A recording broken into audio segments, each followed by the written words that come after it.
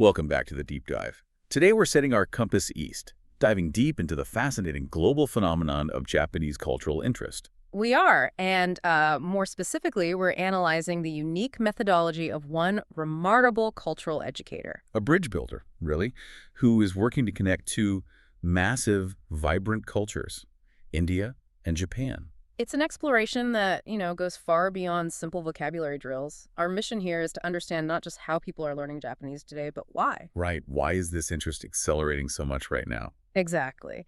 And how can one individual, just by leveraging decades of personal experience, craft a curriculum that's all about solving these genuine cross-cultural misunderstandings? So we're here to unpack the insights provided by Kunna Dash, his unique journey, his teaching approach, and the really profound cultural lessons he shares. Yeah, we're searching for those crucial nuggets of knowledge, the things that define effective, heartfelt global communication. Absolutely. And the global context we're looking at here really confirms what a lot of us have probably suspected. The number of young people worldwide dedicating serious time to studying Japanese is absolutely soaring. I mean, this isn't just a niche trend anymore. No, not at all. It's a genuine, accelerating shift in global linguistic priorities.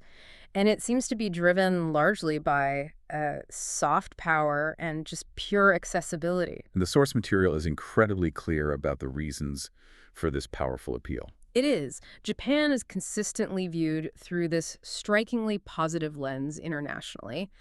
The perception is just. It's overwhelmingly favorable. Okay, so what are the main pillars of that perception? Well, first, it's seen as a remarkably peaceful and stable country. And that's a powerful draw in a, let's face it, pretty turbulent world. A huge draw, yeah. Secondly, Japanese products are just universally trusted. Whether it's cars, electronics, complex manufacturing components, the association is always quality. Reliability, precision. Right. Quality and reliability. That cocktail of peace, trust, and quality is a huge foundation to build on. It is. But then you have the third element, which is the cultural admiration itself. The soft power you mentioned. Exactly. Anime, manga, video games, fashion, cinema. I mean, this cultural output is admired by huge swaths of the global population. And it goes far beyond the people who would typically be interested in, formal East Asian studies. Oh, way beyond. This combined perception is what's fueling these concrete dreams of visiting, working, or even seeking a long-term life in Japan for more and more foreigners. What's particularly striking, though, and what the educator Kunna Dash really highlights in his own observations, is how much of this learning happens outside of a formal classroom. Outside the expensive language school. Exactly. He details meeting young individuals. He often cites places like Korea or Taiwan who speak Japanese with this remarkable fluency, almost effortlessly. And when he asks the inevitable question, where did you study? The answer isn't a university department. It's not some formal language school. That's right. The answer is almost always the same. From anime. From dramas, or just from consuming content. And that right there tells us everything about the immersive power of modern media. It really does. They're essentially soaking up the language informally. It's almost by osmosis. So they're not just getting vocabulary, they're getting cadence, tone. Cultural context, all of it. And it's just through the passionate assumption of a culture they already admire. It's this very organic, interest-driven path to fluency. You can see why he finds that so inspiring. Oh, absolutely. He says it genuinely touches his heart when he sees this because it just reinforces his core belief. Which is? That genuine passion and sustained engagement are often the greatest catalysts for learning. Much more powerful, than the forced study of traditional methods. That deep personal passion and that organic learning path. That is the perfect segue into section 1. Let's trace Kunna Dash's personal story because it perfectly illustrates how this kind of cultural bridge building often begins in the most unexpected, practical environments. We call this section a personal bridge. I like that. It's a journey from the specific local context of Odisha, India, to a place of profound cultural confidence. So where does it all start? Well, the very genesis of this cultural bridge starts right in India, in a very specific, historically significant place. The holy city of Puri. Which is in the state of Odisha on the eastern coast. Exactly. And this wasn't some, random exposure he had. This was the daily reality of his formative years. Kunna Dash spent his time helping out at his father's establishment. A hospitality fixture called Hotel Santana. That's the one. And we have to pause on the history here because it's really important context, isn't it? It is. Hotel Santana was founded all the way back in 1952. Wow. Yeah. that date gives you this powerful sense of institutional memory, of historical continuity. This was not some modern chain hotel. Right, this was a deeply established fixture in Puri, And it was constantly hosting a very specific demographic of international visitors, including many Japanese guests. a lot of Japanese guests who are on these very particular kinds of trips. What kind of trips are we talking about? Well, Puri is renowned as one of the four dames, the major pilgrimage sites in Hinduism, and it's all centered around the temple of Lord Jagannath. Okay, so that's crucial. The Japanese guests were often visiting for reasons that were spiritual or reflective. Or historical, yeah. They were often connecting the area's culture with their own spiritual traditions, like Buddhism, or just exploring the profound ancient history of the region. Our source material details the regional draw for them. Mm-hmm. The guests were visiting local attractions like the famous sand beaches, the stunning 13th century Sun Temple at Konark, Which is just incredible. Bhubaneswar, which is the capital and largest city of Odisha. Together, they formed the golden triangle of tourism in that state.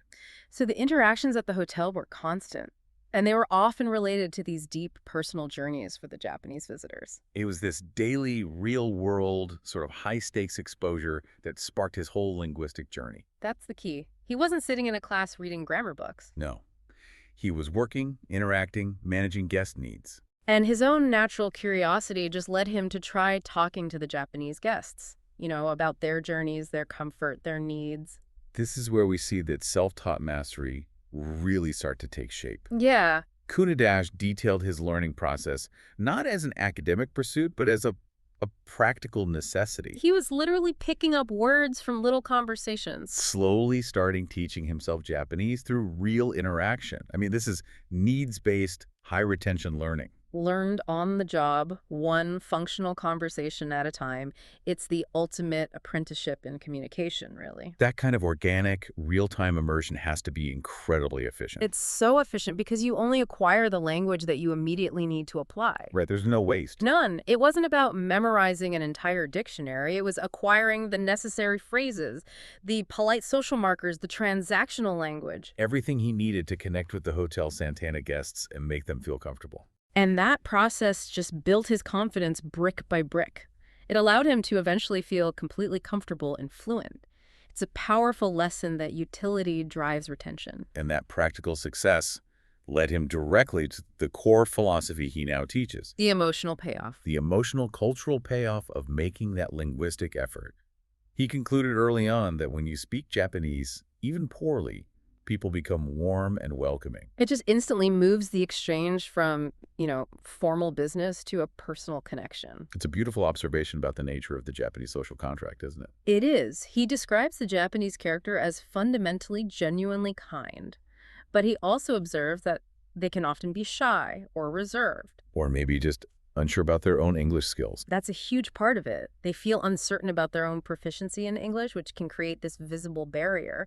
But that uncertainty, that reserve, that social distance, it often just evaporates. The moment a foreigner tries to engage them in their native language. Exactly. You mentioned this idea that the effort itself is the currency. Can we spend a moment unpacking that? What does that exchange look like in a practical interaction? It's a great question. Why is the effort so much more valuable than, say, grammatical perfection? It's crucial. The currency being exchanged isn't flawless grammar, it's respect. It's vulnerability. It's willingness. Okay. When a foreigner, who a Japanese person might initially assume will rely solely on English, makes that effort to speak Japanese, they're signaling two things. What are they? First, that they respect the culture and the identity of the host country.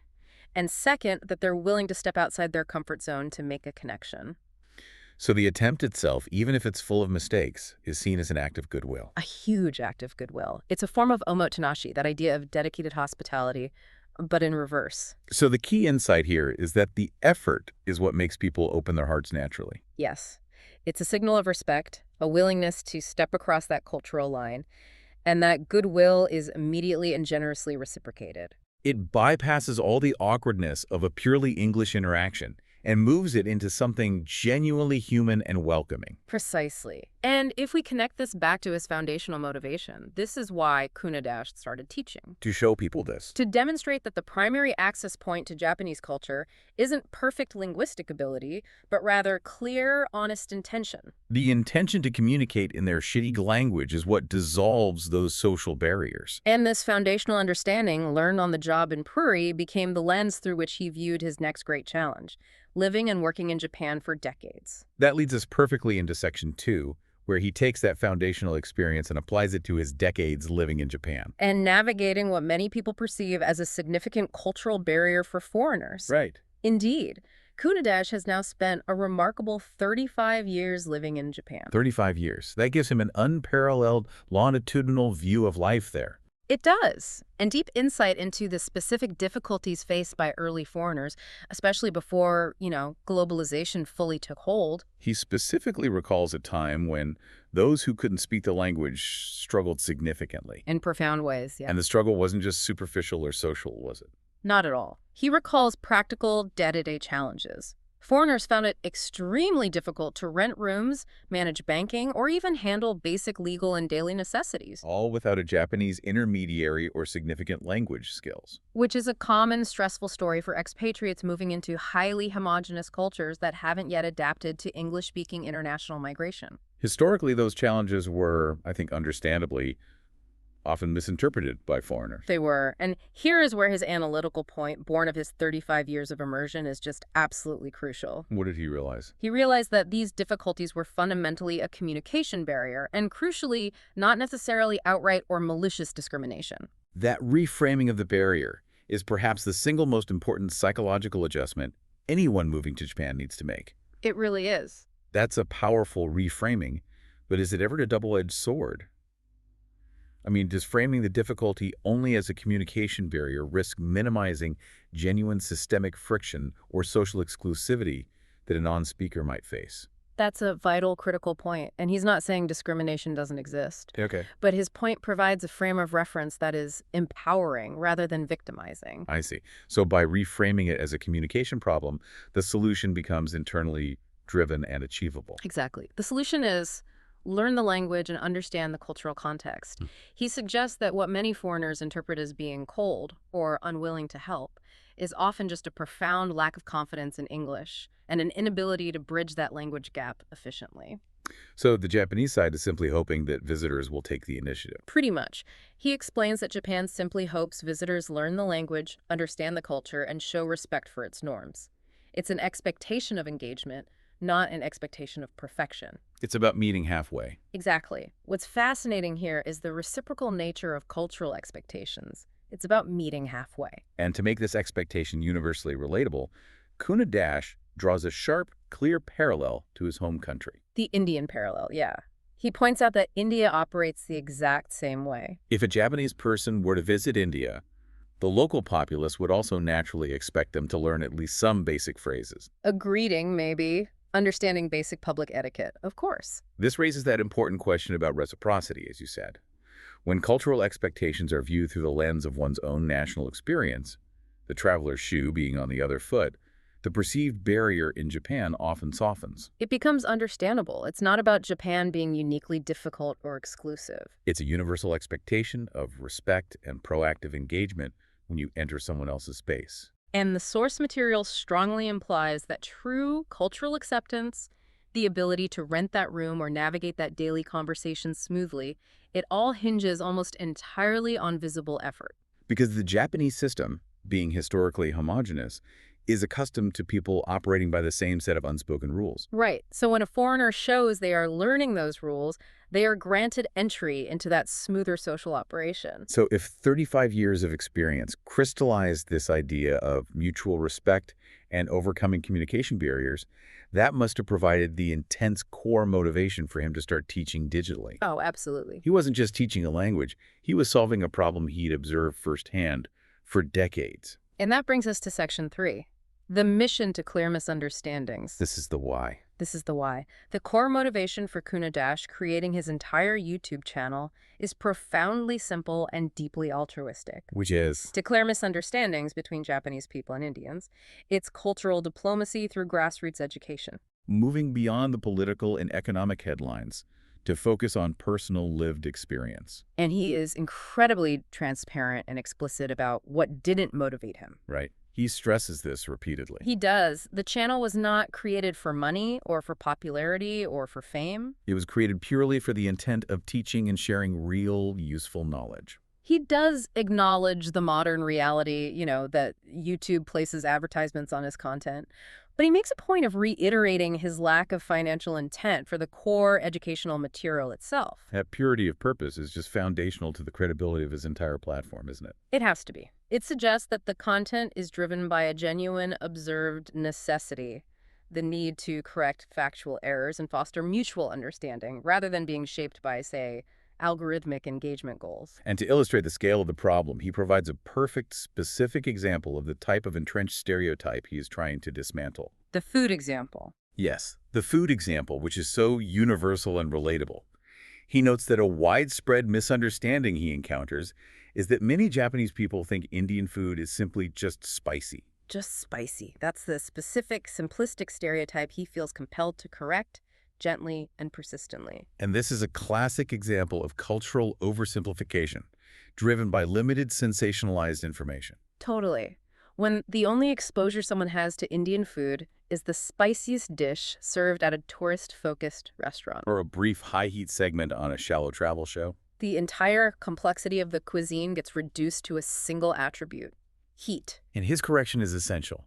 It moves the conversation immediately into the realm of health and culture. Right. He explains that Indian spices are not merely about aggressive heat or flavor. They have deep, real benefits for health and digestion. Often rooted in Ayurveda traditions. Exactly. He transforms the perception of spice from an aggressive flavor component into a complex medicinal and nutritional one. So it changes the entire conversation. It's no longer about whether you can tolerate the heat. No. It's about acknowledging the centuries of knowledge embedded in the preparation of a meal. He is teaching the Japanese audience that Indian cuisine is regionally diverse. From the mild, complex flavors of the South to the robust, warming spices of the North. And that every ingredient has a purpose beyond just tasting good. And he clearly identifies the root cause of this persistent misperception. Limited information. Or worse, inaccurate and shallow TV shows that sensationalize food for clicks or quick entertainment. They focus on the extreme, like the level of heat, rather than the complexity, the nutritional value, and the cultural history behind the dish. If we connect this to the bigger picture, this really highlights the profound challenge of cultural understanding in the modern age. If something as basic and common as spice can be reduced to a single, incorrect, and intimidating attribute, imagine how easily more complex topics are being mangled. Like Indian business ethics or family structures. That? Absolutely. They're being miscommunicated constantly. And his solution is to tackle the issue symmetrically. The dual perspective. That's right. His goal is symmetrical, a two-way street of necessary education. Clearing misunderstandings about what Japanese people think about India. And what Indians think about Japan. He recognizes that stereotypes and incomplete information plague both sides. And he notes that the methodology must be done gently, step by step. That pace is so important.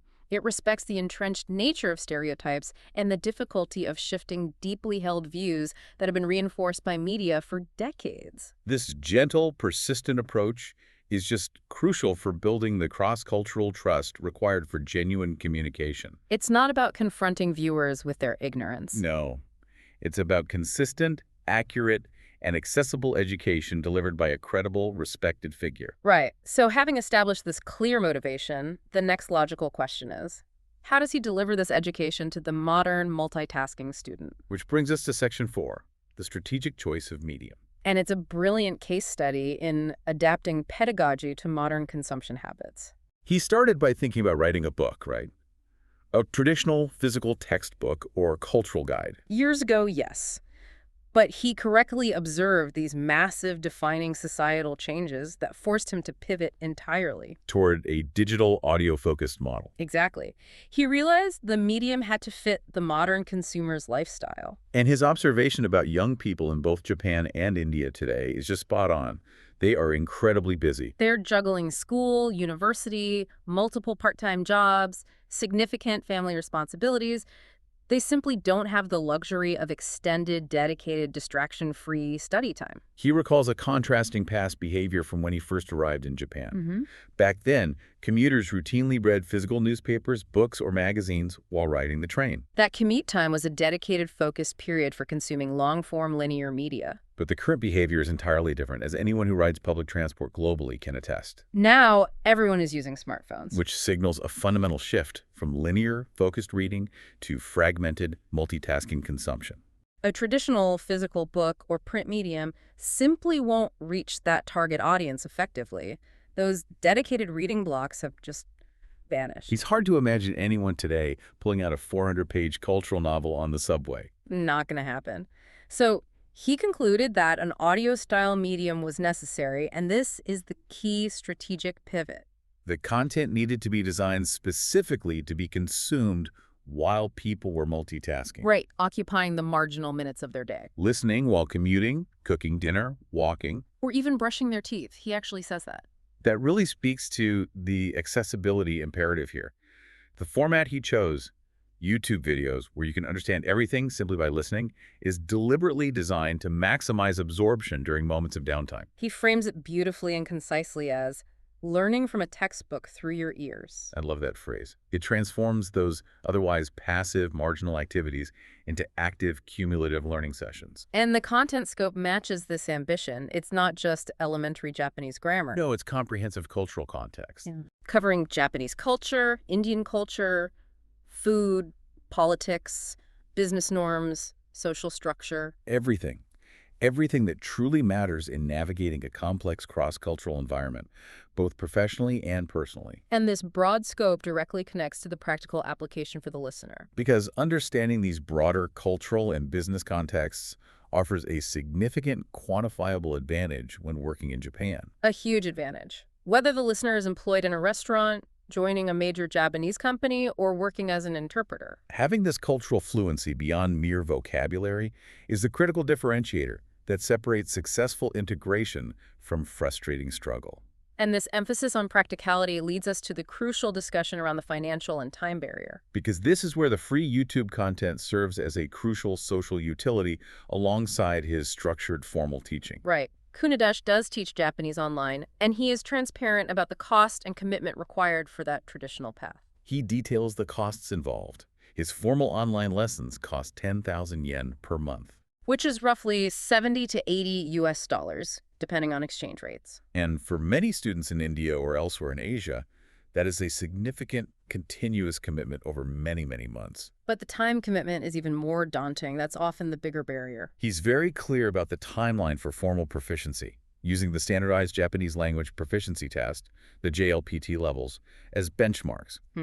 He estimates that just reaching the beginner level, N5, which allows for basic survival communication, takes a few dedicated months. A few months for the absolute basics. And here's the crucial context for our listener who might be targeting professional fluency, moving into that intermediate territory. Aiming for N3 or N2. Right, which are often the minimum requirements for professional employment or university enrollment in Japan. And that requires more than a year of continuous, highly disciplined study. And we need to remember that N2 signifies the ability to understand general use Japanese in almost any context. N3 is a major step toward that. This requires hundreds, if not thousands, of hours. So the conclusion is undeniable. Not everyone can sustain that level of intense time commitment or continuous financial outlay over such an extended period. A year or more is a long time. Life intervenes, money runs out, other responsibilities take priority. Therefore, the free YouTube content becomes this vital, low-barrier alternative. What he so aptly terms a radio-style classroom. It's a beautifully structured pedagogical model that uses digital accessibility to democratize instruction. It ensures that the core mission of clearing misunderstandings and imparting critical cultural context doesn't only apply to those who can afford the tuition fee and dedicate the long hours. It respects the fact that the modern student is busy but still hungry for knowledge. And that accessibility allows him to reach a vastly wider audience with the most important material. The cultural context that makes the language acquisition worthwhile. Which brings us directly to Section 5, moving beyond language and focusing on the true goal. Cultural fluency and connection. This is the true value proposition of Kunna Dash's life's work, isn't it? It really is. He explicitly states that through these videos, you don't only learn vocabulary or grammatical structures, you learn something much deeper. Something that allows you to operate effectively in society. And that something deeper is cultural context, which he defines in specific terms. Like, How Japanese people think, their ingrained manners, their cultural habits, and perhaps most critically, why certain things have profound meaning there. it's the difference between translating the words sayonara and understanding the full emotional weight of Ochigare-sama Deshito. It is. It's about understanding intent over translation. So when you grasp these deeper cultural points, the unspoken rules, the complex social norms, the reasons behind the reserve, the outcome for the listener is transformative. Life in Japan becomes demonstrably smoother, easier, and much more comfortable. It removes the constant friction, the confusion, and the exhaustion caused by unknowingly violating social expectations over and over again. That sense of comfort, that removal of friction, it signifies not just tolerance, but genuine integration.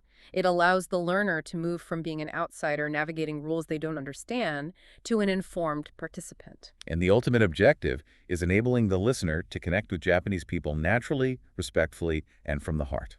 That is a far loftier and more profound goal than simply passing the JLPT N2 exam. It is.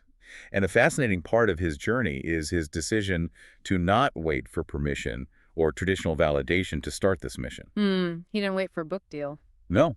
He observes that decades ago, traditional media, major newspapers, big TV networks, used to introduce people like him, these cultural figures building bridges between two nations. But now, with so many foreigners in Japan and the media landscape being incredibly crowded and focused elsewhere, those opportunities for a dedicated, sincere introduction are just scarce. So he exhibited that characteristic entrepreneurial spirit, driven by necessity and purpose. His reaction was a decisive, why not create it myself? This shift from waiting for the media to choose him to becoming the architect of his own platform is so central to modern, effective cultural dissemination.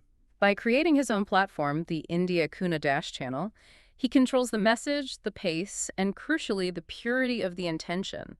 He doesn't have to water down the content for a mass media audience or chase sensationalism. And his final intent just beautifully summarizes this entire endeavor. It does. It's about leveraging his life, his 35 years of immersion, observation, and communication failure and success, to share real experiences and help both countries, India and Japan, understand each other better. It's an exercise in profound, digital, cross-cultural empathy, built one gentle lesson at a time. This is a perfect modern example of a self-appointed cultural ambassador. He observed a critical information gap and leveraged digital tools, the radio-style classroom, to fulfill a mission that traditional media or formal institutions were no longer serving effectively. And the resulting content is specific, personal, and driven entirely by the desire for mutual respect and understanding. Creating immense value for the learner. So what does this all mean for us? Let's turn to our final synthesis and pull out the crucial takeaways. Okay. We have traced a remarkable journey from a young man in Puri, managing his father's historic Hotel Santana, and teaching himself Japanese through sheer necessity, And pure conversation. to becoming a digital educator focused on the cultural nuance required for real success in Japan.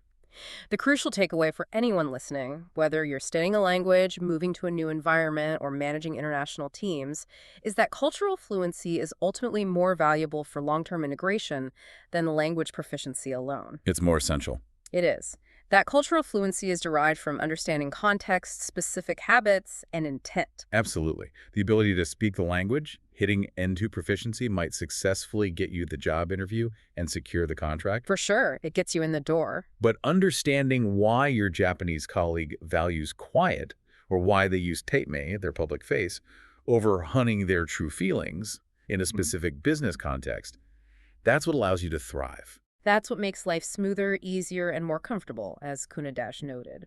It fundamentally transforms transactional relationships into genuinely heartfelt professional and personal connections. And this journey encourages us to critically reflect on our own consumption habits in this age of information overload. It really does. If cultural communication can so easily break down over something as fundamental as food reducing the complex health benefits of Indian spices to just spicy because of shallow media representation, Which happens all the time.